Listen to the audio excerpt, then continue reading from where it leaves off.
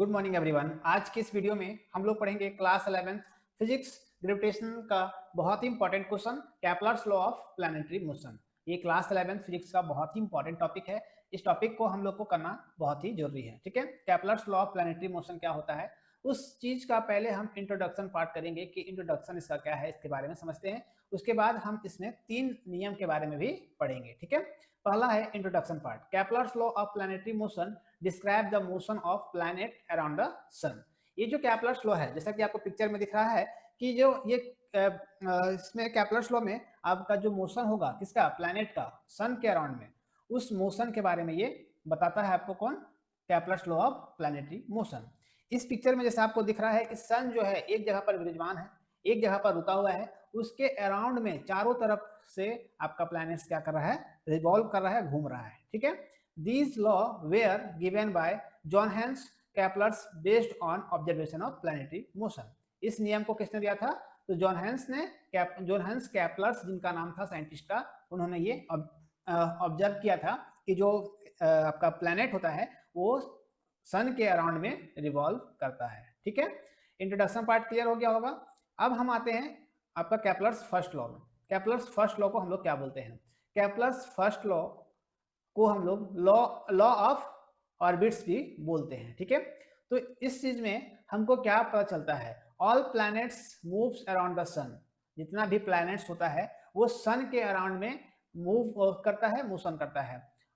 Sun in elliptical orbit. वो किस orbit में मोशन करता है?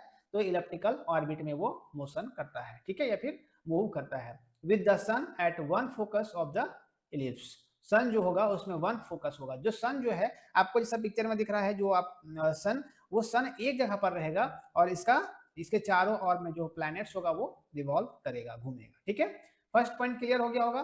फर्स्ट पॉइंट में ये बोला गया है कि जितना भी आपका प्लैनेट है, all planets move around the sun in elliptical orbit. इस लाइन में बोला गया है कि जितना भी आपका ऑर्बिट प्लैनेट्स है वो सन के अराउंड में इलिप्टिकल ऑर्बिट में मूव करेगा। सन आपका एक जगह पर ही रहेगा, जैसे आपको पिक्चर में दिख रहा है। ठीक है, इसको एक्सप्लेन करेंगे तो हम इसको डिटेल में जानेंगे। तो the orbit of a planet is not circular but elliptical. ये जो प्लैनेट होगा वो सर्कुलर नहीं मोशन करेगा, मूव नहीं करेगा, लेकिन ये इलिप्टिकल ऑर्बिट में मूव करेगा। The sun is located at one of the two foci of ellipse. ये जो सन है इसमें दो जगह पे हो सकता है ना। एक आपको इसमें देखिए दो एक्सिस देखने को मिलेगा, एक मेजर एक्सिस और एक माइनर एक्सिस। मेजर एक्सिस जो बड़ा जहां पर रेडियस बन रहा है वो होगा आपका मेजर एक्सिस, और जो छोटा आपका रेडियस बन रहा है वो होगा आपका माइनर एक्सिस। ठीक है, तो इस केस में आपको दो जगह पर सन देखने को मिलेगा, एक F1 और एक F2 में देखने को मिलता है। ठीक है, और ये आपका इलिप्टिकल ऑर्बिट में मूव करता है। तो यहाँ तक फर्स्ट लॉ समझ में आ गया होगा। अब हम लोग आते हैं सेकेंड लॉ में। सेकेंड लॉ क्या है आपका? ठीक है, सेकेंड लॉ को हम लोग डिटेल में पढ़ते हैं। ठीक है, चलिए अब यहाँ पर ध्यान देना है। Kepler's second law, law of areas. ये क्या आपका? Law of areas. The line joining of a planet and the sun sweeps out equal area in equal interval of time. ठीक है, इस चीज को आपको ध्यान देना है कि देखिए आपका समय अगर दोनों का बराबर है, जैसे कि मान लेते हैं कि एक पॉइंट से दूसरा पॉइंट में जाने के लिए, एक पॉइंट से दूसरे पॉइंट में जाने के लिए इसको 4 मिनट का समय लग रहा है, तो अगला के लिए भी 4 मिनट का ही समय लगेगा। अगर हम समय सेम लेते हैं और डिस्टेंस भी, जब अगर हम दोनों का समय सेम लेते हैं, टाइम सेम लेते हैं, तो मेरा जो एरिया होगा वो भी मेरा क्या होगा? सेम होगा, इक्वल होगा, मतलब कांस्टेंट होगा, वो वेरी नहीं करेगा, है ना। अब यहाँ पर इसका एक्सप्लेनेशन है। तो the planet move faster when it is near the sun. Sun के जब नियर होगा तो प्लैनेट क्या करेगा? आपका फास्टर होगा, फास्टर मूव्स करेगा, मतलब तेजी से मूव करेगा। And slower when it is far from the sun. जब सन से ये दूर चला जाएगा तो वो फार मतलब कम तेजी से वो मोशन करेगा, स्लो मोशन करेगा। ठीक है, जब सूरज के पास में रहेगा तो तेजी से मोशन करेगा, और जब सूरज के दूर रहेगा तो वो स्लो में आपका मोशन करेगा। ठीक है, कौन? Planet. Clear? Second point clear हो गया होगा। थर्ड पॉइंट में हम लोग आते हैं। थर्ड पॉइंट आपका क्या है? तो third point the Kepler's third law, law of periods, है ना। तो कैप्लर्स थर्ड लॉ क्या है? The square of the time period of revolution of a planet is proportional to the cube of the semi major axis of the orbits. ठीक है, इसको हम लोग मैथमेटिकल्स लिख सकते हैं कि T square proportional to R square. ठीक है, यहाँ पर आपको देखना है कि टी क्या है, T time period of revolution है ना, जो उसको रिवॉल्व करने में, चारों तरफ घूमने में जो टाइम पीरियड लग रहा है वो, और रेडियस कहने का मतलब आर क्यूब का मतलब means distance from the planet from the sun, sun से प्लैनेट का दूरी है ना। सन से प्लैनेट का अगर दूरी कम होता है तो आपका टाइम पीरियड भी कम लगेगा। देखिए प्रोपोर्शनल टू का साइन का मतलब क्या है, इस पॉइंट को हम लोग समझते हैं डिटेल में कि प्रोपोर्शनल टू है मतलब T square proportional to R cube है ना। यहाँ पर बहुत जगह पर आपको ए क्यूब भी देखने को मिलता है, तो हम रेडियस को जनरली आर से डिनोट करते हैं, इसीलिए हम लोग यहाँ पर आर लिए हैं। ठीक है, तो यहाँ पर कहने का मतलब है अगर रेडियस आपका बढ़ेगा, जैसे कि आपका प्लैनेट जो है सन से अगर दूर चला गया है ना, तो टाइम पीरियड आपका क्या होगा, बढ़ेगा, लेकिन सन के पास आएगा तो आपका टाइम पीरियड कम होगा है ना। जैसे कि आर स्क्वायर के बढ़ने से टी स्क्वायर भी बढ़ेगा है ना, रेडियस के बढ़ने से टाइम पीरियड भी बढ़ेगा, और आपका रेडियस के घटने से टाइम पीरियड भी घटेगा। प्रोपोर्शनल का मतलब होता है कि एक अगर घट रहा है तो दूसरा भी आपका घटेगा, और दूसरा बढ़ रहा है तो पहला भी आपका बढ़ेगा है ना।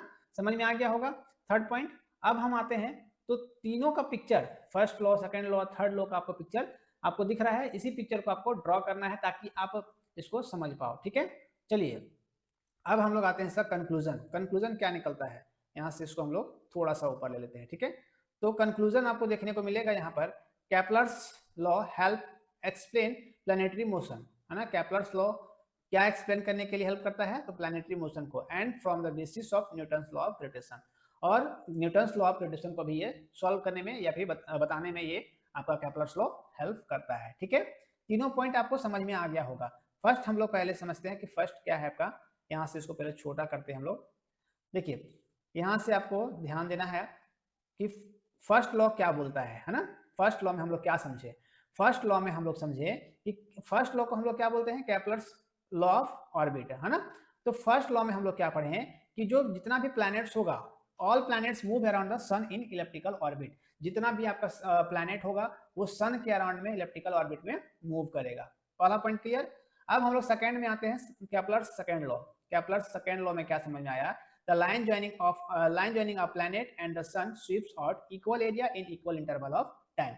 अगर हमको सेम डिस्टेंस ट्रैवल करना है उसके लिए हम टाइम सेम लेते हैं, तो टाइम जब हम सेम लेंगे तो मेरा जो डिस्टेंस होगा वो सेम ट्रैवल करेगा ना।